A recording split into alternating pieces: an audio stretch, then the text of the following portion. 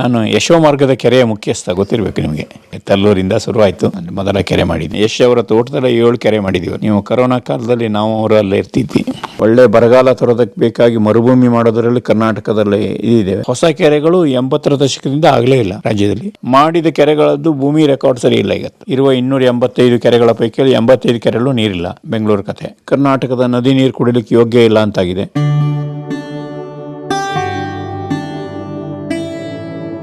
ಕುಮಟಾದ ಹತ್ರ ಹಂದಿಗೋಣ ಅಂತ ಊರಿದೆ. ಹಂದಿಗೋಣ ಅಂತ. ಅಲ್ಲಿ ಒಂದು ಈರುಳ್ಳಿ ಬೆಳೀತಾರೆ. ಈರುಳ್ಳಿ ಅದು ಸಿಹಿ ಈರುಳ್ಳಿ. ಈರುಳ್ಳಿ ಹೆಚ್ಚಿದಾಗ ಏನು ಬರುತ್ತೆ, ಕಣ್ಣಲ್ಲಿ ನೀರು ಬರುತ್ತೆ ನಿಮಗೆ. ಆ ಈರುಳ್ಳಿ ಹೆಚ್ಚಿದಾಗ ನಿಮ್ಗೆ ಕಣ್ಣಲ್ಲಿ ನೀರು ಬರಲ್ಲ, ತಿನ್ಬೋದು. ಹಾಗೆ ಸಿಹಿ ಇರುತ್ತೆ, ಒಳ್ಳೆ ಈರುಳ್ಳಿ.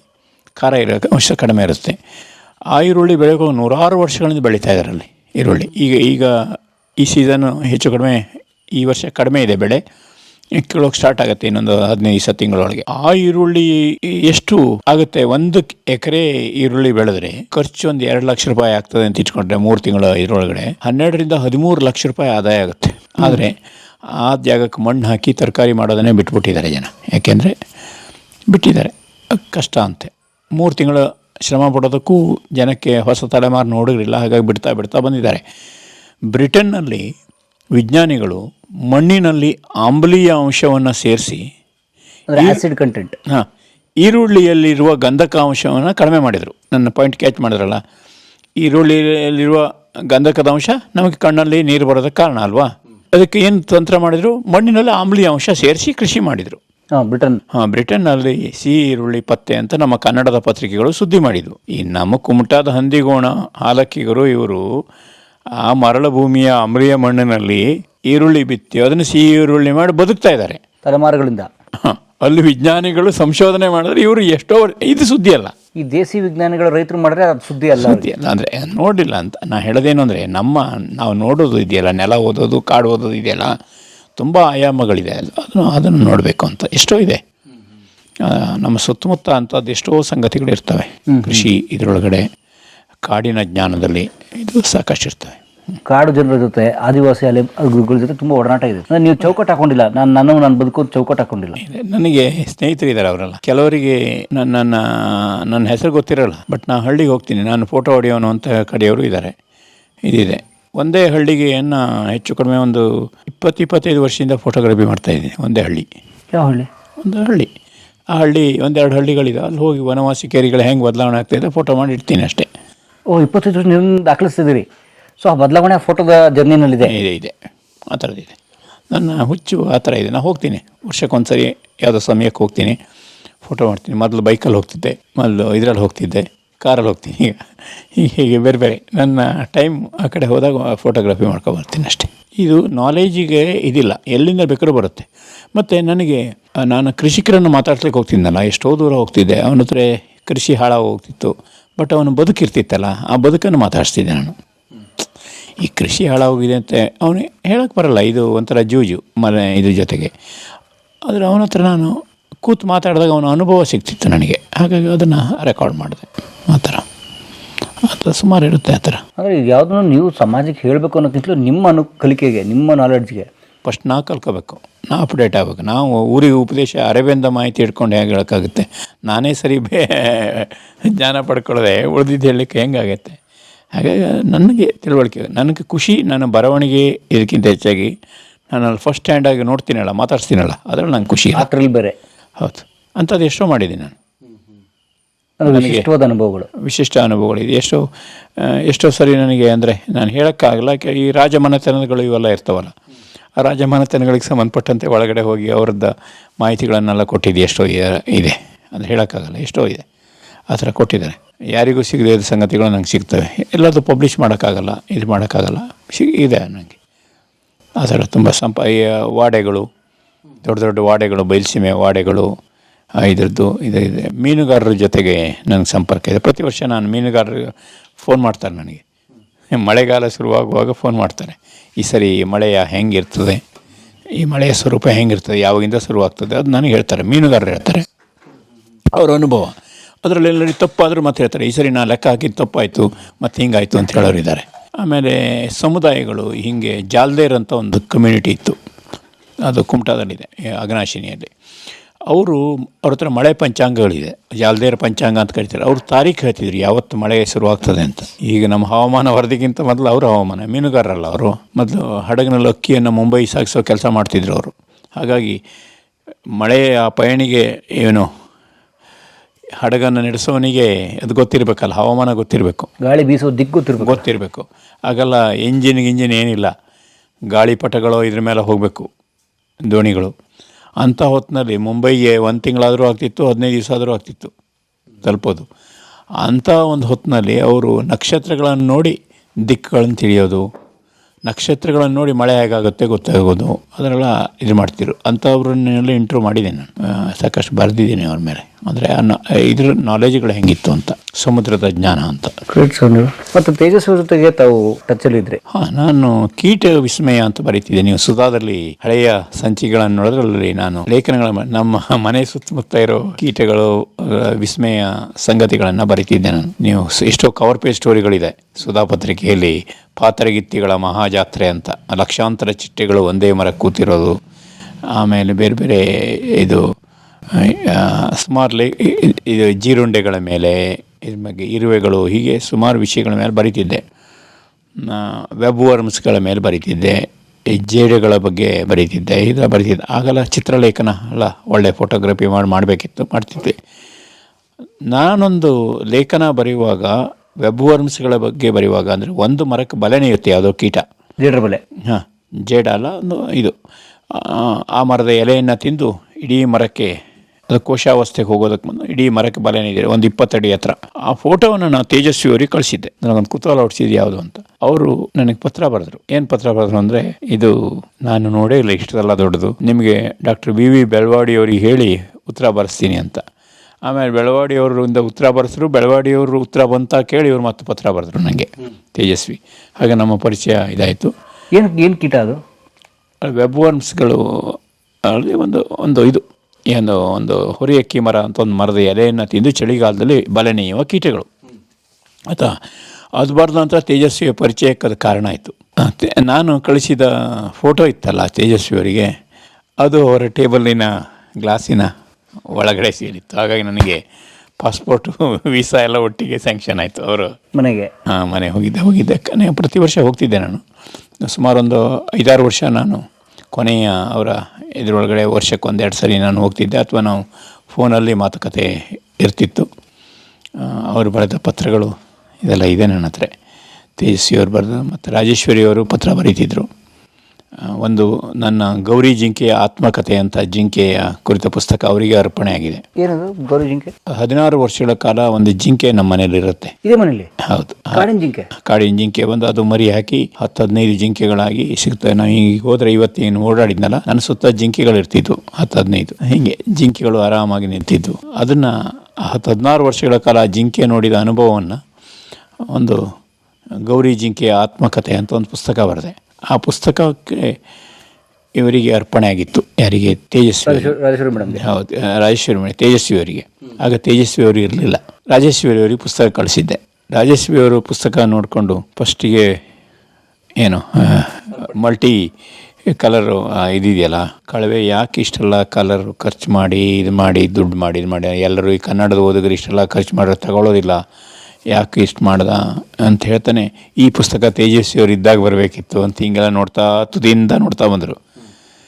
ನೋಡ್ತಾ ಬಂದು ಒಂದು ಹೊತ್ತಿಗೆ ಕಣ್ಣು ಮುಚ್ಚಿ ಹೀಗೆ ನೋಡ್ತಾರಂತೆ. ಎದುರುಗಡೆ ತೇಜಸ್ವಿ ಫೋಟೋ ಇದೆ.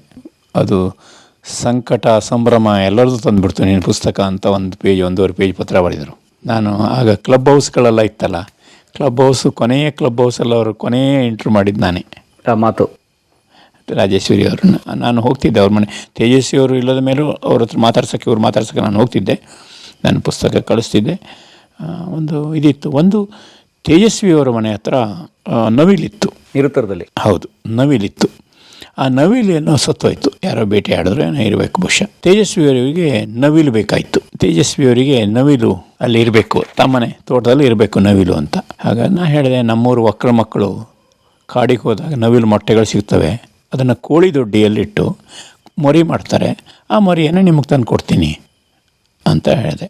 ಸೊ ಕೋಳಿ ಅದಕ್ಕೆ ಕಾವು ಕೊಟ್ಟು ಮರಿ ಮಾಡುತ್ತೆ. ಅದು ಗೊತ್ತಿಲ್ಲ, ಅದು ನವಿಲ್ದು. ಹಾಂ, ಅದ್ರ ಕೊಡ್ತೀನಿ ಅಂತಂದೆ. ಆಯಿತು, ನಂಗೆ ಗೊತ್ತಿಲ್ಲ. ಅವ್ರು ಆಗಾಗ ಫೋನ್ ಮಾಡೋರು, ಇದು ನವಿಲು ಮರಿ ಸಿಗ್ತಾ ಹಿಂಗೆ ಅಂತ ಕೇಳೋದು. ಇದೆಲ್ಲ ಆಯಿತು. ಸುಮಾರು ಒಂದು 5-6 ವರ್ಷಗಳ ಕಾಲ ನಮ್ಮದು ಮಾತುಕತೆ ನವಿಲು ತೇಜಸ್ವಿಯವರಿಗೆ ಕೊಡೋದು ಅಂತ ಆಯಿತು. ಕೊನೆಗೆ ಏನು ಮಾಡಿದ್ರು, ಒಬ್ಬನು ಸಿಕ್ಕಿದೆ, ಮೊಟ್ಟೆ ಸಿಕ್ಕಿದೆ ಅಂತ ಬ್ರೇಕಿಂಗ್ ನ್ಯೂಸ್ ಕೊಟ್ಟಾಗ ಹೇಳಿದೆ, ಇಟ್ಟೆ. ಆದರೆ ಒಂದು ಮಳೆ ಬಂದು ಸಿಡಿಲು ಹೊಡೆದ್ಬಿಡ್ತು, ಹಾಗಾಗಿ ಅದು ಮರಿ ಆಗಲೇ ಇಲ್ಲ ಅಂತ ನನಗೆ ಆ ಮೊಟ್ಟೆ ಇಟ್ಟವನು ಹೇಳ್ದ. ಎಲ್ಲ ಇವರಿಗೆಲ್ಲ ವಿಜ್ಞಾನ ಯಾರು ಕಲಿಸಿದ್ದಾರೆ ಮರ್ರೆ? ಸಿಡಿಲು ಹೊಡೆದಿದ್ದಕ್ಕೆ ಇಲ್ಲಿ ಕೋಳಿ ಕಾವಿಗಿಟ್ಟು ಇದು ಮರಿ ಆಗೋದಿಲ್ಲ, ಇದೆಲ್ಲ ಹೇಳಿದವ್ರು ಯಾರು ಇವರಿಗೆ? ಹೆಂಗೆ ಬಂತು ಇದೆಲ್ಲ ಅಂತ ಕೇಳ್ತಿದ್ರು ಅವರು, ತೇಜಸ್ವಿಯವರು. ಒಂದು ಕುತೂಹಲ ಪಟ್ಟರು. ಆಮೇಲೆ ಇನ್ನೊಂದು ಸರಿ ಮೊಟ್ಟೆ ಸಿಕ್ಕಿದ್ರೆ ನಾವು ಅದಕ್ಕೆ ಕೃತಕವಾಗಿ ನಾವೇ ಲೈಟ್ ಕೊಟ್ಟು ಹೌದು ಅದನ್ನು ಮರಿ ಮಾಡೋಣ, ಹಿಂಗೆಲ್ಲ ಪ್ಲ್ಯಾನ್ ಎಲ್ಲ ಆಯಿತು. ಏತನ ಮಧ್ಯೆ ಇದ್ರ ಹತ್ರ ಚಳ್ಳಕೆರೆ ಹತ್ರ ಎಲ್ಲೋ ಒಂದು ಕಡೆ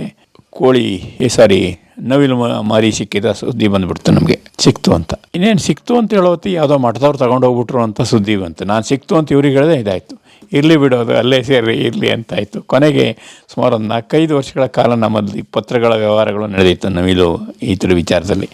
ಕೊನೆಗೂ ಅವರಿಗೆ ನವಿಲು ಕೊಡೋಕ್ಕೆ, ಅಂದರೆ ನವಿಲು ಮರಿ ಇದಾಗ ತಪ್ಪು ಅಂತ ನಮಗೀಗ ಅನಿಸುತ್ತೆ. ಆ ಹೊತ್ತಿಗೆ ಅವರಿಗಲ್ಲಿ ನವಿಲು ಇರಲಿಲ್ಲ, ಒಂದು ಬದುಕಿಸ್ಬೇಕು, ಅಲ್ಲಿ ಆರಾಮಾಗಿ ತೋಟದಲ್ಲಿ ಇರಬೇಕು ಅದು ಅಂತ ಅವರಿಗೆ ಒಂದು ಇದಿತ್ತು. ಬಟ್ ಆ ನವಿಲಿನ ಕಾರಣಕ್ಕಾಗಿ ನಾವು ಎಷ್ಟೋ ಸರಿ ಅದರ ಮಾತಾಡಿದ್ವಿ. ಪಂಪ ಪ್ರಶಸ್ತಿ ಆದಾಗ ಕದಂಬ ಇದಕ್ಕೆ ಬನವಾಸಿ ಬರ್ತಾರೆ ಅಂತ ಸುದ್ದಿ ಇತ್ತು. ಆಗಲೂ ನಾನು ಫೋನ್ ಮಾಡಿದ್ದಾರೆ, ಬಂದಿದ್ದಾರೆ ಅಂತ. ಇಲ್ಲಪ್ಪ, ನಿಮ್ಮ ತೋಟ ಬೆಟ್ಟ ಎಲ್ಲ ತಿರ್ಗೋಣ, ನಾನು ಬರೋದಿಲ್ಲ ಅಲ್ಲಿ ಇದಕ್ಕೆ ಅಂತ ಹೇಳಿದರು. ಬಂದಿಲ್ಲ, ಕೊನೆಗೆ ಅವರು ಈ ಕಾರ್ಯಕ್ರಮಕ್ಕೆ ಬಂದಿಲ್ಲ. ಅವತ್ತೇ ನಮ್ಮ ಸಿರ್ಸಿಗೆ ಹಿಂದೆ ಬಂದಿದ್ರಂತೆ ಅವರು, ಗೊತ್ತಿಲ್ಲ. ಬಟ್ ನಾನು ಅವರ ಮನೆಗೆ ಸಾಕಷ್ಟು ಸರಿ ಹೋಗಿದ್ದೀನಿ. ಅಂದರೆ ಇನ್ನೂ ಒಂದು ಅಂದರೆ, ನರೇಂದ್ರ ದೇರ್ಲಾ ನನ್ನ ಗೆಳೆಯರು ಒಂದು ಪುಸ್ತಕ ತರ್ತಾರೆ, ತೇಜಸ್ವಿಯ ಪತ್ರಗಳು ಅಂತ, ತೇಜಸ್ವಿಗೆ ಬರೆದ ಪತ್ರಗಳು ಅಂತ. ಅದೇ ಪುತ್ತೂರು ಪ್ರೊಫೆಸರ್. ಹೌದು. ಆಗ ತೇಜಸ್ವಿಯವರು ನಿನಗೆ ಪತ್ರ ಬರೀತಾ ಇದ್ರು ಅಂತ ಗೊತ್ತಾಗ್ತಾ ಇದೆ, ಆ ಪತ್ರ ಬೇಕು ಅಂತ ಕೇಳ್ತಾರೆ ನನ್ನ ಹತ್ರ. ಹುಡುಕಿಡ್ತೀನಿ, ತೇಜಸ್ವಿಯವ್ರ ಪತ್ರ ಸುರಕ್ಷಿತ ಎಲ್ಲೋ ಇಟ್ಬಿಟ್ಟಿದ್ದೀನಿ, ಏನು ಮಾಡೋರು ನಂಗೆ ಸಿಗೋದೇ ಇಲ್ಲ ಅದು. ಕಡೆಗೆ ನಾನು ತೇಜಸ್ವಿ ಬರೆದ ಪತ್ರ ಇದ್ದಿಲ್ಲ, ತೇಜಸ್ವಿಯವ್ರ ಹತ್ರ ಸ್ಟಾಕ್ ಇತ್ತು, ಅದು ಪಬ್ಲಿಷ್ ಆಗಿದೆ. ಮೇಡಮ್ ಹತ್ರ ಇತ್ತದು ಅಲ್ಲ, ತೇಜಸ್ವಿಯವರೇ ಇಟ್ಟಿದ್ರಲ್ಲ, ಅವರು ಇಟ್ಟಿದ್ರು. ಹಾಗೆ ಆ ಪತ್ರ ಅಲ್ಲಿ ಪುಸ್ತಕದಲ್ಲಿ ಬಂದಿದೆ. ಹಾಗಾಗಿ ನಾನು ಬರೆದಿದ್ದಾನು ಅಲ್ಲಿ, ಅವ್ರು ಇಟ್ಕೊಂಡಿದ್ದೆ. ನಾನು ಈಗ ಕೊನೆಗೆ ಸಿಕ್ಕಿದೆ, ನನಗೆ ಪತ್ರ ಸಿಕ್ಕಿದೆ. ಎಷ್ಟು ಪತ್ರ ಇದ್ದಾವೆ? ಒಂದು 2-3 ಪತ್ರಗಳಿದ್ದಾವೆ, ಏನು ಹುಡುಕ್ಬೇಕು ಈಗ. ಇದೆ ಅಂದ್ರೆ ಆ ಕಡೆಗೆ ಫೋನ್ ಶುರು ಆಯಿತು. ಫೋನು ಆ ಪತ್ರ ಸೋಷಿಯಲ್ ಮೀಡಿಯಾಗೆ ಹಾಕಿ ಇದೆ ಸೋಷಿಯಲ್ ಮೀಡಿಯಾ ಇದೆ ನಿಮ್ಮ ಪೇಜಲ್ಲಿ ಇದೆಯಾ? ಹೌದು, ರಾಜೇಶ್ವರಿ ಅವರು ಬರೆದ ಪತ್ರಗಳು ಇದ್ದಾವೆ, ಎಲ್ಲ ಇದೆ, ಹಾಕಿರ್ತೀನಿ ಸಾಮಾನ್ಯವಾಗಿ. ಒಟ್ಟಾರೆ ಬದುಕಿನ ಬಗ್ಗೆ, ತಮ್ಮದು ಅಲ್ಲದೇ ಇರೋ ಕ್ಷೇತ್ರದ ಬಗ್ಗೆ ಕುತೂಹಲ, ಆಸಕ್ತಿ ನಡೆಸ್ತಾ ಇದ್ದೀರಿ.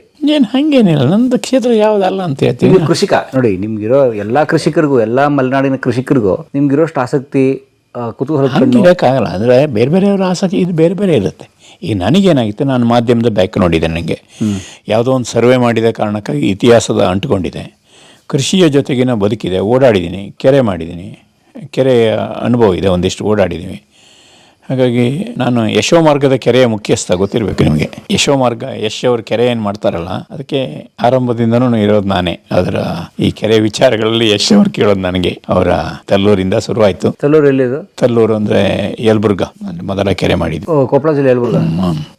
ಆಮೇಲೆ ಕೊಪ್ಪಳದ ಗವಿಮಠದ ಸ್ವಾಮಿಗಳು ಒಂದು ದೊಡ್ಡ ಪ್ರಮಾಣದ ಕೆರೆ ಮಾಡಿದ್ರು. ಆಗಲೂ ನಾನು ನೋಡೋಕ್ಕೆ ಇದಕ್ಕೆಲ್ಲ ಹೋಗಿ. ಏನಂದರೆ ಅದಕ್ಕೆ ಟೆಕ್ನಿಕಲ್ ಅಡ್ವೈಸ್ ಕೊಡ್ತೀರಾ, ಏನು ಮಾಡ್ತೀರಿ? ಹೌದು, ಹೇಗಿದೆ, ನೀರು ಹೇಗೆ ಬರುತ್ತೆ, ಹೆಂಗೆ ಕೆರೆ ಇದು ಮಾಡಬೇಕು, ಆಳವಾಗಿ ತೆಗೆದ್ರೆ ಏನು ಅನುಕೂಲ ಆಗುತ್ತೆ, ಅಲ್ಲಿಯ ಮಣ್ಣಿನ ಸ್ವರೂಪ ಹೇಗಿದೆ, ಹಳೆಯ ಕೆರೆಗಳಿಗೆ ಪುನಶ್ಚೇತನ ಹೇಗೆ ಕೊಡ್ಬೋದು, ಅದು ಒಳಹರಿವು ಹೆಂಗೆ ತರ್ಬೋದು, ಅದಕ್ಕೆ ಅದನ್ನು ನೋಡ್ಕೊಂಡು ಹೇಳ್ತು.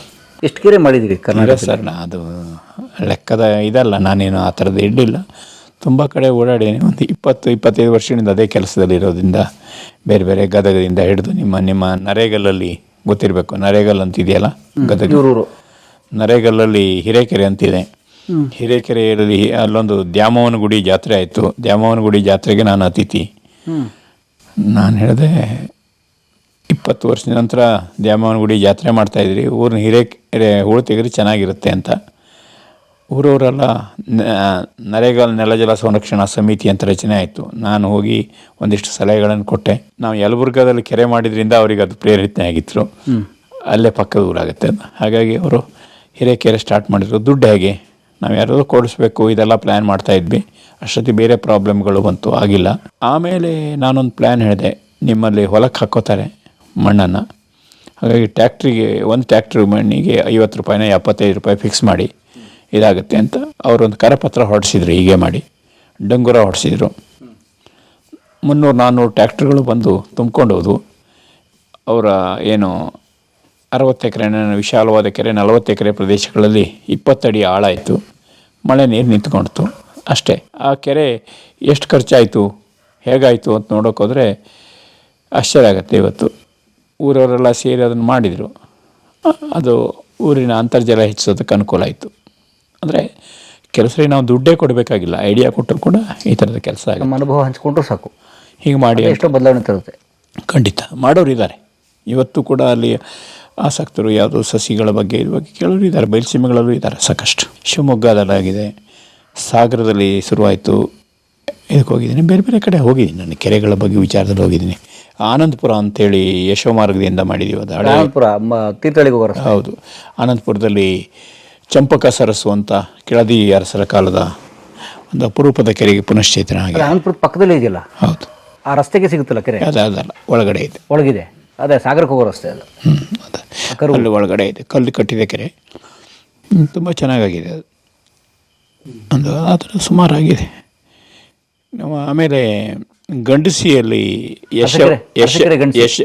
ಯಶ್ ಅವರ ತೋಟದಲ್ಲಿ 7 ಕೆರೆ ಮಾಡಿದ್ದೀವಲ್ಲ. ನೀವು ಕರೋನಾ ಕಾಲದಲ್ಲಿ ನಾವು ಅವರು ಅಲ್ಲೇ ಇರ್ತಿದ್ವಿ. ಅಲ್ಲೇ ಅದೇ ಅವ್ರು 100 ಎಕರೆ ಜಾಗ. ಹೌದು. ಅದರೊಳಗಡೆ 7 ಕೆರೆ ಮಾಡಿದರೆ. ಹೌದು. ಈಗೆಲ್ಲ ಕೆರೆಯಲ್ಲಿ ನೀರಿದೆ. ಅಲ್ಲಿ ಯಾವ ನೀರು? ಮಳೆ ನೀರು. ಮಳೆ ನೀರಿದೆ. ಆದರೆ ಆ 100 ಎಕರೆಲಿ ಬಿದ್ದದ್ದೇ ಅಥವಾ ಬೇರೆ ಕಡೆಯಿಂದ ಬಂದದ? ಅಲ್ಲೇ ಬಿದ್ದಿತ್ತು. ದೊಡ್ಡ ದೊಡ್ಡ ಕೆರೆಗಳು. ಹೌದು. ಒಂದು ಅನುಭವ ಏನಿದೆ ಅಂದರೆ, ಅಲ್ಲಿ ಕೆಳಗಡೆ ಇಂಥ ಕೆರೆಯಲ್ಲಿ ಕೆಳಗಡೆ ಕಲ್ಲು ಬರುತ್ತೆ ಅಂತ ಹೇಳಿದ್ದೆ. ಹಿಟಾಚಿ ಕೆಲಸದವನು ಮೊದಲು ಲೆವೆಲ್ ಇತ್ತಲ್ಲ, ಹಿಂಗೆ ಮಣ್ಣು ಇದನ್ನು ನೋಡ್ಕೊಂಡು ನಾನು ಹೇಳಿದ್ದೆ ಕೆಳಗಡೆ ಕಲ್ಲು ಬರುತ್ತೆ, ದಂಡ ಹಿಂಗೆ ಬರುತ್ತೆ ಅಂತ. ಮಣ್ಣು ನೋಡ್ಕೊಂಡು ಹೇಳಿದ್ದೆ. ಅವನಿಗೆ JCB ಎಂಡ್ ಆಗ್ತಾ ಇರೋ ಕಲ್ಲು ಸಿಕ್ಬಿಡ್ತಾರೆ. ಸರ್ ಹೆಂಗೆ ಹೇಳಿದ್ರಿ ಸರ್ ಅಂತ. ಐಡಿಯಾ ತಗ್ಗು ಪ್ರದೇಶ ನೋಡಿ ಹೇಳಿರ್ತೀವಿ ನಾವು, ನಮ್ಗೆ ಗೊತ್ತಾಗುತ್ತೆ ಬಿಡಿ ಅಂತಂದರೆ ಅನುಭವದ ಮೇಲೆ ಹೋಗ್ತದೆ ಬೇರೆ ಬೇರೆ. ಈಗೆಲ್ಲ ಕಡೆ ಅಲ್ಲಿ ಹೆಚ್ಚಿನ ಕೆರೆಗಳಲ್ಲಿ ನೀರಿದೆ. ಈಗ ತಲ್ಲೂರಲ್ಲೂ ಕೂಡ ಏನೂ ಇರಲಿಲ್ಲ, ಅಲ್ಲಿ ನೀರಾಯಿತು, ಇದಾಯಿತು. ಅಂದರೆ ಒಂದು ಮಳೆ ಬಂದು ಒಂದು ಕೆರೆ ತುಂಬಿಕೊಂಡ್ರೆ ಆ ಹಳ್ಳಿ ಬದುಕುತ್ತೆ. ಬಯಲುಸೀಮೆಲೆಲ್ಲ ಒಂದು ಹೆಚ್ಚು ಕಡಿಮೆ ಒಂದ್ಸರಿ ಕೆರೆ ತುಂಬಿದ್ರೆ 2-3 ವರ್ಷಗಳ ಕಾಲ ನೀರಿರುತ್ತೆ. ನಮ್ಮಲ್ಲಿ 1 ವರ್ಷ ಅಂತಾದ್ರೆ ಅಲ್ಲಿ 2-3 ವರ್ಷ ನೀರಿರುವಂಥ ಕೆರೆಗಳಿದ್ದಾವೆ. ಬರ ಗೆಲ್ಲೋದಕ್ಕೆ ಬೇಕು. ಅದು ನಮ್ಮ ಹಿರಿಯರು ನೋಡಿ, ಯಾವುದೇ ವಿಜ್ಞಾನ ಇಲ್ಲದಿರೋ ಕಾಲದಲ್ಲಿ ಸಹಜವಾಗಿ ದೇಸಿ ಜ್ಞಾನ ಮಾಡ್ಕೋತಿದ್ರು. ನಾವು ಇವತ್ತು ತಂತ್ರಜ್ಞಾನ ಅಭಿವೃದ್ಧಿ ನದಿ ಅನ್ನೋ ಕಾರಣಕ್ಕೆ ಅವನ್ನೆಲ್ಲ ಉಪೇಕ್ಷೆ ಮಾಡ್ತೀವಿ, ಸಣ್ಣದು ಅನ್ನೋ ಕಾರಣಕ್ಕೆ. ನಮ್ಮಲ್ಲಿ ಏನು ಸಮಸ್ಯೆ, ಅವರು ಬೆಂಗಳೂರಲ್ಲಿ ಮಾಡಿದ್ರಲ್ಲ ಸ್ಯಾಂಕಿ ಟ್ಯಾಂಕಿಗೆ ಆರತಿ ಎತ್ತೋ ಕಾರ್ಯಕ್ರಮ ಒಂದಿನ ನಡೀತು, ನೋಡಿದ್ರಾ? ಹೌದು, ಆರತಿ ಬಾಗಿನ. ನಾ ಹೇಳಿದಾಗ ಸ್ಯಾಂಕಿ ಯಾರು ಅಂತ ಮೊದಲು ತಿಳ್ಕೊಳ್ಳಿ. ಮೇಜರ್ ಸ್ಯಾಂಕಿ, ಕರ್ನಲ್ ಸ್ಯಾಂಕಿ, ಅವನು ಮೈಸೂರು ಸಂಸ್ಥಾನದ ಮುಖ್ಯ ಇಂಜಿನಿಯರ್ ಅವನು. ಆಗ ಅವು ಏನು ಮೈಸೂರು ಸೀಮೆಯ ಕೆರೆಗಳು ಬಗ್ಗೆ ಒಂದು ಅಧ್ಯಯನ ಮಾಡೋದಕ್ಕೆ, ಹೂಳು ತೆಗೆಯೋದು ಹೇಗೆ ಅಂತ ಅಧ್ಯಯನ ಮಾಡೋದಕ್ಕೆ ಸರ್ಕಾರ ಹೇಳುತ್ತೆ. ಅವನು ಹೆಚ್ಚು ಕಡಿಮೆ 19 ಲಕ್ಷ ರೂಪಾಯಿ ವೆಚ್ಚದಲ್ಲಿ 23,000 ಕೆರೆಗಳ ಹೂಳು ತೆಗೆಯೋದು ಹೇಗೆ ಅಂತ ಪ್ಲ್ಯಾನ್ ಮಾಡ್ತಾನೆ, ಬ್ರಿಟಿಷ್ ಕಾಲದಲ್ಲಿ. ಹೌದು. ಇದು ಹೆಚ್ಚು ಕಡಿಮೆ 1856 ಆಯಿತಾ. ಪ್ಲ್ಯಾನ್ ಮಾಡ್ತಾನೆ, ಸ್ಯಾಂಕಿ ರಿಪೋರ್ಟ್ ಕೊಡ್ತಾನೆ, ಹೆಂಗೆ ಹೂಳು ತೆಗಿಬೇಕು, ಮೇಲ್ಗಡೆ ಹೂಳು ತೆಗೆದಾಗ ಕೆಳಗಡೆ ಕೆರೆಗೆ ನೀರು ಬರದೇ ಹೋದಾಗ ಅದು ಏನಾಗ್ತದೆ, ಅದನ್ನು ಹೇಗೆ ಇದು ಮಾಡಬೇಕು, ಅದಕ್ಕೆಲ್ಲ ವರದಿ ಕೊಟ್ಟಿರ್ತಾರೆ. ಅದಕ್ಕಾಗಿ ದುಡ್ಡು ರಾಜರು ಮಂಜೂರಿ ಮಾಡಿರ್ತಾರೆ. ಆದರೆ ಈ ಕೆರೆ ಕೆಲಸವನ್ನು ಇಂಜಿನಿಯರಿಂಗ್ ಇಲಾಖೆ ಮಾಡಬೇಕಾ ಅಥವಾ ಕಂದಾಯ ಇಲಾಖೆ ಮಾಡಬೇಕಾ ಅನ್ನೋ ಚರ್ಚೆ ಶುರುವಾಗುತ್ತೆ. ಚರ್ಚೆ ನಡೆದ 10 ವರ್ಷ ಆಗಿಬಿಡುತ್ತೆ. ಅಷ್ಟೊತ್ತಿಗೆ ಬರಗಾಲ ಬರುತ್ತೆ, 76 ಏನೋ ಬರಗಾಲ ಬಂದುಬಿಡುತ್ತೆ. ಬರಗಾಲ ಬಂದಿದ್ದರಿಂದ ಈ ಕೆರೆ ಹಣ ಏನೂ ಆಗಿರಲ್ಲ, ಆ ಹಣ ತೆಗೆದು ಗಂಜಿ ಕೇಂದ್ರಗಳಿಗೆ ರಾಜರು ಕೊಟ್ಬಿಡ್ತಾರೆ. ಹಾಗಾಗಿ ಮೈಸೂರು ಸೀಮೆ ಕೆರೆಗಳು ಹೂಳು ತೆಗೆದ ಹಾಗೇ ಇರುತ್ತೆ. ಸ್ಯಾಂಕಿ ಕೊಟ್ಟ ಅಪರೂಪದ ವರದಿ, ಹಳೆಯ ದಾಖಲೆಗಳ ಕಡತ, ಪತ್ರಾಗಾರ ಇಲಾಖೆ ಹಳೆಯ ಕಡತಗಳನ್ನು ಸೇರಿ ಯಾರು ಒದ್ದೆ ಧೂಳು ಹಿಡ್ಕೊಂಡು ಎಲ್ಲೋ ಇರುತ್ತೆ. ಇವತ್ತು ಸ್ಯಾಂಕಿ ಟ್ಯಾಂಕ್ ಅಂತಿದೆ. ಆ ಸ್ಯಾಂಕಿ ಬಗ್ಗೆ ಜಾಸ್ತಿ ವಿವರ ಯಾರಿಗೂ ಗೊತ್ತಿಲ್ಲ. ಅಂದರೆ ನಾನು ಇದು ಹೇಳೋದೇನು ಅಂದರೆ, ನಾವು ಎಷ್ಟೋ ಜನ ಕೆರೆ ಕೆಲಸ ಮಾಡಿದ್ರೆ ಎಷ್ಟೋ ಜನ ಇದ್ದಾರೆ ನಮ್ಮ ರಾಜ್ಯದಲ್ಲಿ, ಕೆರೆಯ ತಜ್ಞರಿದ್ದಾರೆ. ಮೊಟ್ಟ ಮೊದಲ ಕೆರೆ ಯಾವುದು? ಚಿತ್ರದುರ್ಗದ ಚಂದ್ರವಳ್ಳಿಯ ಕೆರೆ ಮೊದಲ ಕೆರೆ. ಅದು ಚಂದ್ರವಳ್ಳಿ ಅಂತಿದೆ, ಕೋಟೆಯ ಚಿತ್ರದುರ್ಗದಲ್ಲಿ. ಅದೇ ಮೊದಲ ಕೆರೆ, ರಾಜ್ಯದ ಮೊದಲ ಕೆರೆ ದಾಖಲೆ ಪ್ರಕಾರ. 2ನೇ ಕೆರೆ ಇರೋದು ತಾಳಗುಂದ ಪ್ರಣಮೇಶ್ವರ ಗುಡಿಗೆರ ಪಕ್ಕ, ತಾಳಗುಂದ ಮಲೆನಾಡು. ಹೌದು. ಈ 3ನೇ ಕೆರೆ ಇರೋದು ಗುಡ್ನಾಪುರ, ನಮ್ಮ ಬನವಾಸಿ ಗುಡ್ನಾಪುರ. ಅದು 3ನೇ ಕೆರೆ. ಅಂದರೆ ಕಟ್ಟಿರೋದು. ಹಾಂ, ರೆಕಾರ್ಡ್ಸ್ ಇದೆ, ರೆಕಾರ್ಡು ಇದೆ. ಹಳೆಯ ಕೆರೆಗಳ ರೆಕಾರ್ಡ್ಗಳಿದೆ. ಇತಿಹಾಸ ಓದಬೇಕು, ವಿಜಯನಗರ ಸಾಮ್ರಾಜ್ಯ ಏನು ಮಾಡ್ತು, ಇದು ಮಾಡ್ತು, ಅದೆಲ್ಲ ಓದ್ಕೊಂಡು ಹೋದ್ರೆ ಗೊತ್ತಾಗುತ್ತೆ. ಹೊಯ್ಸಳರು ಏನು ಮಾಡಿದ್ರು, ಕಲ್ಯಾಣ ಚಾಲುಕ್ಯರು ಏನು ಕೆರೆ ಮಾಡಿದ್ರು, ಕೆಳದಿ ಅರಸರು ಹೇಗೆ ಮಾಡಿದರು, ಇದೆಲ್ಲ ಕದಂಬರು ಏನು ಮಾಡ್ತಿದ್ರು. ಇಷ್ಟೆಲ್ಲ 39,000 ಕೆರೆಗಳು ಆಗಬೇಕು ಕರ್ನಾಟಕದಲ್ಲಿ ಅಂತಂದರೆ ಎಲ್ಲ ರಾಜರ ಕೊಡುಗೆ ಇದೆ. ಯಾರೋ ಒಬ್ಬ ವ್ಯಕ್ತಿ ಒಂದು ಕಾಲದಲ್ಲಿ ಆಗಿರೋದಲ್ಲ. ಹಿಂದೆ ಸರ್ಕಾರನೇ ಎಲ್ಲದು ಮಾಡಲಿಲ್ಲ, ಮಾಡುವವರಿಗೆ ಪ್ರೋತ್ಸಾಹ ಕೊಡ್ತಿತ್ತು. ದತ್ತಿ, ದಾನ, ದೇಣಿಗೆ, ಬಿರುದು, ಬಾವಲಿಗಳನ್ನು ಕೊಡ್ತಿತ್ತು. ಇವರಿಗೆ ಅದು ಗೊತ್ತಿಲ್ಲಲ್ಲ. ಇವರು ಮಾಡೋರಿಗೆ ಕಲ್ಲು ಹಾಕ್ತಾರೆ, ಕಾನೂನು ಇಟ್ಕೋತಾರೆ. ಎಲ್ಲ ವಿಕೇಂದ್ರೀಕೃತ ನೀರಾವರಿ ವ್ಯವಸ್ಥೆ ವಿಕೇಂದ್ರೀಕೃತವಾಗಿಯೇ ನಿರ್ವಹಣೆ ಆಗ್ತಾಯಿತ್ತು. ಜನ ಹೂಳು ತೆಗಿತಾಯಿದ್ರು, ನಿರ್ವಹಣೆ ಮಾಡ್ತಾಯಿದ್ರು, ಏನೋ ನಡೀತಾ ಇತ್ತು. ಈಗ ಸರ್ಕಾರ ಎಲ್ಲದೂ ಮಾಡೋಕ್ಕೆ ಹೋಗ್ತದೆ. ಏನಾದರೂ ಮಾಡಿದೆಯಾ? ಅತಿಕ್ರಮಣ ಕುಲ್ಲಪಡಿಸೋಕ್ಕೆ ಆಗಿಲ್ಲ ಇವರಲ್ಲಿ. ಹೂಳು ತೆಗೆಯೋದು ಗೊತ್ತೇ ಇಲ್ಲ. ಹೊಸ ಕೆರೆಗಳು 80ರ ದಶಕದಿಂದ ಆಗಲೇ ಇಲ್ಲ ರಾಜ್ಯದಲ್ಲಿ, ಹಾಗೇ ಇಲ್ಲ, ಮಾಡೇ ಇಲ್ಲ. ಎಲ್ಲಿ ಮಾಡಿದ್ದಾರೆ ಹೇಳಿ? ಹೊಸ ಕೆರೆ ಯಾವ್ದಾರು ಮಾಡಿದಾರ?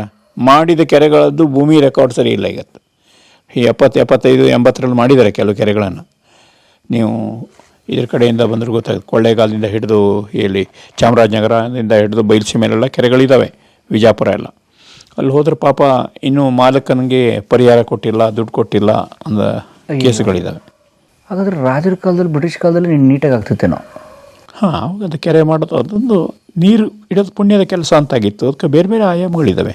ಆಗೆಲ್ಲ ಈ ಪಂಪ್ ಸೆಟ್ಗಳೆಲ್ಲ ಯಾವುದೂ ಬಂದಿರಲಿಲ್ಲ, ಕೊಳವೆ ಬಾವಿ ಬಂದಿರಲಿಲ್ಲ.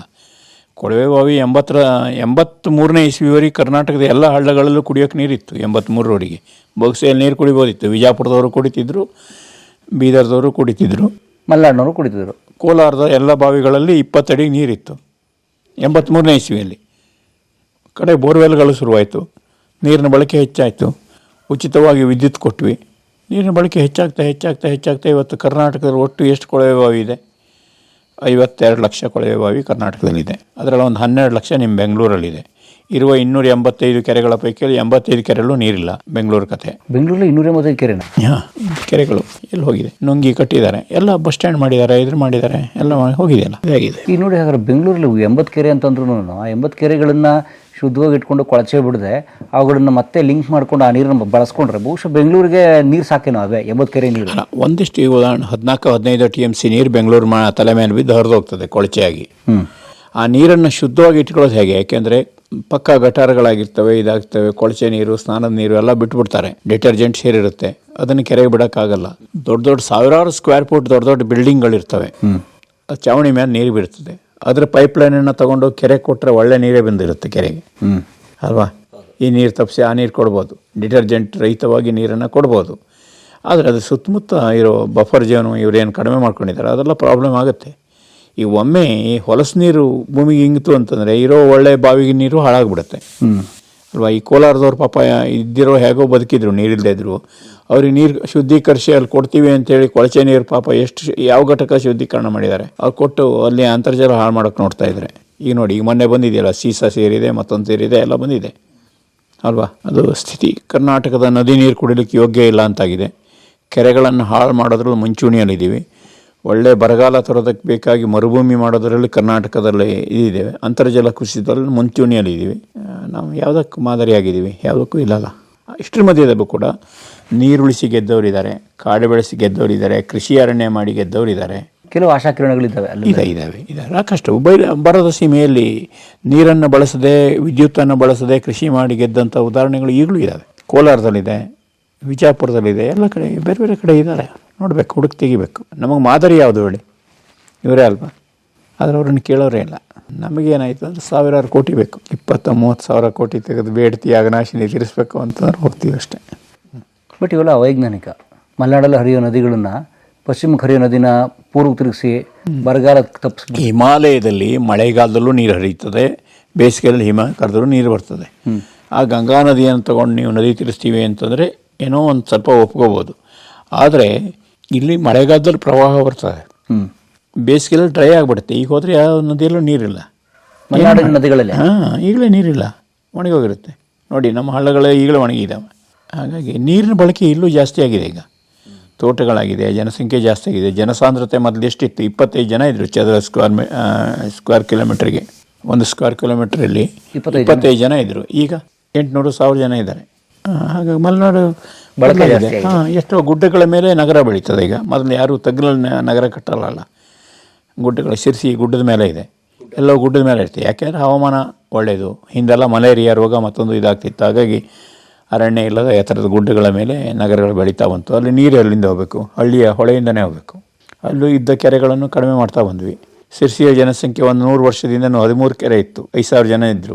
ಈಗ 1,00,000 ಜನ ಇದ್ದಾರೆ. ಇರೋ ಕೆರೆನೂ 10-12 ಅಷ್ಟೇ. ಕೆರೆಗಳು ಜಾಸ್ತಿ ಆಗೋದಿಲ್ಲ, ಕಡಿಮೆ ಆಗ್ತದೆ. ಕುಮಟಾದ ಹತ್ರ ಹಳಕಾರ್ ಅಂತ ಹಳ್ಳಿ ಇದೆ. ಅದು ಅರಣ್ಯ ಪಂಚಾಯತ್ ಅಂತ. ಇಡೀ ಈ ಅರಣ್ಯಗಳು ಅರಣ್ಯ ಇಲಾಖೆ ಅಡಿಗೆ ಬರ್ತವೆ. ನಮ್ಮ ಈ ಅರಣ್ಯಗಳೆಲ್ಲ ಅರಣ್ಯ ಇಲಾಖೆ ಅಡಿಗೆ ಬರ್ತವೆ. ಅದು ಕಂದಾಯ ಇಲಾಖೆ ಅಂಡರಲ್ಲಿದೆ, DC ಅಂಡರ್ ಇರೋ ಫಾರೆಸ್ಟು. ಅದೇನು ಅಂದರೆ, ಹಿಂದೆ ಒಬ್ಬ DC ಕರಾವಳಿಗುಂಟ ಬರುವಾಗ ಕೇಳ್ತಾನೆ, ಆಶ್ಚರ್ಯಪಡ್ತಾನೆ. ಯಾಕೆಂದರೆ ಹಳ್ಳಿ ಹತ್ತಿರ ಕಾಡಿದೆ, ದೂರದಲ್ಲೆಲ್ಲ ಬೋಳಾಗಿದೆ ಯಾಕೆ ಅಂತ ಹೇಳ್ತಾನೆ ಅವನ ಗೈಡು. ಇದು ಹಳ್ಳಿ ಹತ್ರ ನೀರಿರುವ ಜಾಗಗಳನ್ನ ಜನ ಪೂಜನೀಯ ಅಂತ ಭಾವಿಸ್ಕೊಂಡಿದ್ದಾರೆ, ಪವಿತ್ರ ಅಂತ ಹೇಳ್ಕೊಂಡು ಉಳಿಸ್ಕೊಂಡಿದ್ದಾರೆ. ದೂರದಲ್ಲಿ ಕುಂಬರಿ ಕೃಷಿ ಮಾಡಿ ರಾಗಿ ಬೆಳೆದು ಹಾಳಾಗಿದೆ ಅಂತ ಹೇಳ್ತಾನೆ. ಹಾಗಾದರೆ ಏನು ಮಾಡಬೇಕು? ಇವರಿರೋ ಜಾಗವನ್ನು ಇವ್ರು ಚೆನ್ನಾಗಿ ಇಟ್ಕೋತಾರೋ ಅವ್ರನ್ನ ಅದು ಅವರಿಗೆ ಕೊಡಬೇಕು ಅಂತ ನಿರ್ಧಾರ ಆಗುತ್ತೆ. ಹಾಗಾಗಿ ಅರಣ್ಯ ಪಂಚಾಯತ್ ಅಂತ ವ್ಯವಸ್ಥೆ 1924 ಶುರುವಾಗುತ್ತೆ. ಬ್ರಿಟಿಷ್ ಟೈಮಲ್ಲಿ. ಹೌದು. 136 ಫಾರೆಸ್ಟ್ ಪಂಚಾಯತಿಗಳು ಶುರುವಾಗುತ್ತದೆ ಕರಾವಳಿಯಲ್ಲಿ. ಆ 136 ಫಾರೆಸ್ಟ್ ಪಂಚಾಯತಿಗಳಲ್ಲಿ ಒಂದು ಹಳಕಾರು. ಹಳಕಾರಲ್ಲಾದ ಫಾರೆಸ್ಟ್ ಪಂಚಾಯತ್ ಏನಿದೆ ಅದು 224 ಎಕರೆ ಆಗಿತ್ತು. ಅಲ್ವ ಅತಿಕ್ರಮಣಕ್ಕೆ ಅವಕಾಶ ಕೊಟ್ಟಿಲ್ಲ ಅವರು. ಒಂದು ರೈಲ್ವೆ ಲೈನಿಗೆ ಒಂದು 10-14 ಎಕರೆ ಹೋಗಿದೆ. ಕೆಲವು ಇದರ ಪ್ರದೇಶ ಬಿಟ್ಟರೆ ಮತ್ತೇನು ತೀರಾ ಅತಿಕ್ರಮಣಕ್ಕೆ ಇದು ಹೋಗಿಲ್ಲ. ಆ ಜಾಗವನ್ನು ಉಳಿಸ್ಕೊಂಡಿದ್ದಾರೆ ಅವರು, ಗ್ರಾಮಸ್ಥರೇ ಉಳಿಸ್ಕೊಂಡಿದ್ದಾರೆ. ಬೇರೆ ಬೇರೆ ಜಾತಿಯ ಸಮುದಾಯಗಳು ಸಮಿತಿ ಇರುತ್ತೆ, ಅದು ಆ ಸಮಿತಿಯವರು ಅದನ್ನು ಮಾಡ್ಕೊಂಡಿದ್ದಾರೆ. ಎಷ್ಟು ಎಕರೆ? ಕುಮಟಾದಿಂದ ಹತ್ತಿರ ಹೆಗಡೆ ಅಂತ ಊರು ಬರುತ್ತೆ, ಅಲ್ಲಿ ಹೆಚ್ಚು ಕಡಿಮೆ ಒಂದು 200-215 ಎಕರೆ ಇದೆ. ಅದನ್ನು ಹಳ್ಳಿಗರೇ ಉಳಿಸ್ಕೊಂಡಿದ್ದಾರೆ. ಹೌದು. ಇವತ್ತಿನವರೆಗೆ ಒಂದು 100 ವರ್ಷ ದಾಟಿ ಹೋಯ್ತಲ್ಲ, 1924. ಕರೆಕ್ಟ್ 100 ವರ್ಷ ದಾಟ್ತು. ಅದು ದಟ್ಟ ಕಾಡು. ದಟ್ಟ ಕಾಡು ಅಂತ ಇಲ್ವಾ, ಕರಾವಳಿ ಪ್ರದೇಶ ಆಗಿರೋದ್ರಿಂದ ಸ್ವಲ್ಪ ಸಾಯಿಲಲ್ಲಿ ಇದೆ, ಲ್ಯಾಟ್ರೈಟ್ ಮಣ್ಣದು. ಸುಣ್ಣದ ಇದು ಮರಗಳ ಕುಂಠಿತ ಬೆಳವಣಿಗೆ ಇರುತ್ತೆ, ಕೆಲವು ಕಡೆ ಚೆನ್ನಾಗಿದೆ. ಅದನ್ನು ಉಳಿಸ್ಕೊಂಡಿದ್ದಾರೆ. ಅತಿಕ್ರಮಣ ಆಗದೆ ಉಳಿಸ್ಕೊಂಡಿದ್ದಾರೆ, ಅರಣ್ಯ ಉಳಿಸ್ಕೊಂಡು. ಯಾಕಂದರೆ ನಿಮ್ಮದು ಅಂತ ಅವ್ರಿಗೆ ಜವಾಬ್ದಾರಿ ಕೊಟ್ಬಿಟ್ಟಿದ್ದಕ್ಕೆ. ಹೌದು, ಇವತ್ತು ಕೂಡ ಅವರೇ ನಡೆಸ್ಕೊಂಡು ಹೋಗ್ತಾರೆ. ಸೊ ಹಾಗೆ ಇಡೀ ರಾಜ್ಯ ಅಥವಾ ನಾಡ ಇಡೀ ದೇಶದಲ್ಲಿ ನಿಲ್ಲುತ್ತಾ ಅದು ಉಳಿಯುತ್ತಾ ಕಾಡು? ಇಲ್ಲ, ಅದು ಆ ಥರದ್ದು ಒಂದು ಮಾದರಿ ಅಷ್ಟೇ, ಒಂದು ಮಾಡೆಲ್. ಆ ಥರದ್ದು ನಮ್ಮ ರಾಜ್ಯದಲ್ಲಿ ಹಳ್ಳಿಗರು ಉಳಿಸಿದ ಈ ಥರದ ಕಾಡುಗಳ ಬಗ್ಗೆ ನಾನು ಅಭ್ಯಾಸ ಮಾಡಿದ್ದೆ ಹಿಂದೆ. ಹಸಿರು ಹಳ್ಳಿಗಳು ಅಂತ ಬೇರೆ ಬೇರೆ ಕಡೆ ಇದೆ. ಒಂದು ಹಳ್ಳಿಗಳಲ್ಲಿ ಒಂದು ಕತ್ತಿ ಇದೆ, ಆ ಕತ್ತಿ ಇಟ್ಕೊಂಡು ಹೋದರೆ ಕಾಡು ಕಾಯಕ್ಕೆ ಒಂದು ಇದು ಅಂತ, ಯಾರ ಮನೆ ಕತ್ತಿ ಹೋಯ್ತೋ ಅವನು ಕಾಡು ಕಾಯಕ್ಕೆ ಹೋಗಬೇಕು ಅಂತ ಪದ್ಧತಿ ಇದೆ. ಅಲ್ಲಿಂದ ಕಾಡು ಇನ್ನೊಂದು ಇದಿದೆ, ಅಲ್ಲಿ ಮರ ಕಡಿಯೋ ಸಪ್ಪಳ ಕಡಿದ್ರೆ ಊರಲ್ಲಿ ಒಂದು ಹೆಣ ಬಿದ್ದಿದೆ ಅಂತ ಅರ್ಥ. ಯಾರಲ್ಲಿ ಸತ್ರು ಮಾತ್ರ ಅಲ್ಲಿ ಮರ ಕಡಿತಾರೆ, ಎಲ್ಲರೂ ಕಡಿಯೋಲ್ಲ. ಆ ಥರದ ಪದ್ಧತಿಗಳಿದೆ.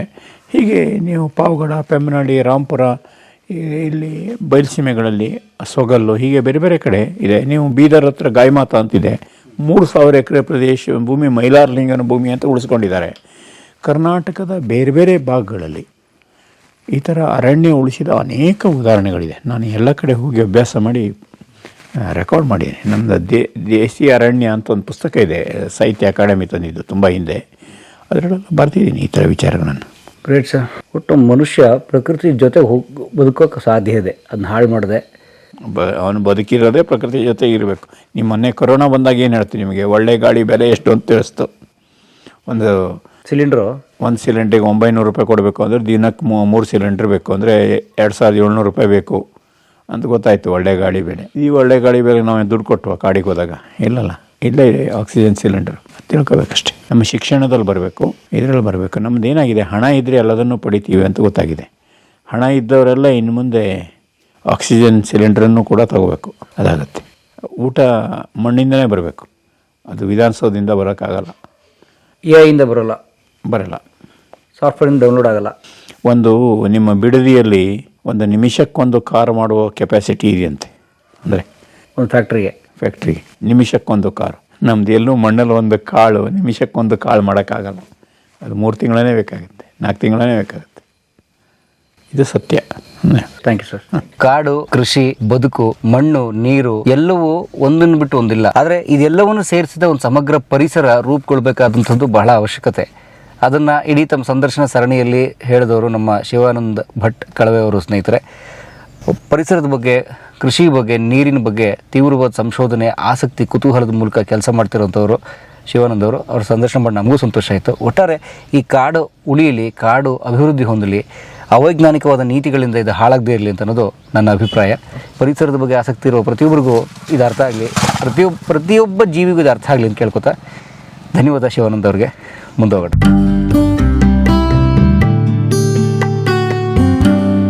ಎಲ್ಲರೂ ಕಲಾ ಮಾಧ್ಯಮ ನೋಡಿ, ಸಬ್ಸ್ಕ್ರೈಬ್ ಮಾಡಿ, ಗಂಟೆ ಹೊಡಿ, ಅಷ್ಟೇ. ಈ ವಿಡಿಯೋ ನೋಡಿದ್ದಕ್ಕೆ ನಿಮಗೆ ತುಂಬ ಧನ್ಯವಾದಗಳು. ಪುಸ್ತಕಗಳನ್ನು ಓದು ಮನಸ್ಸನ್ನು ಅರಳಿಸುತ್ತೆ, ಬುದ್ಧಿಯನ್ನು ಚುರುಕು ಮಾಡುತ್ತೆ, ಕಾಣದ ಹೊಸ ಲೋಕವನ್ನು ಪರಿಚಯಿಸುತ್ತೆ. ಹಾಗಾಗಿ ಓದುವ ಸಂಸ್ಕೃತಿ ಹೆಚ್ಚಾಗ್ಲಿ. ಧನ್ಯವಾದ.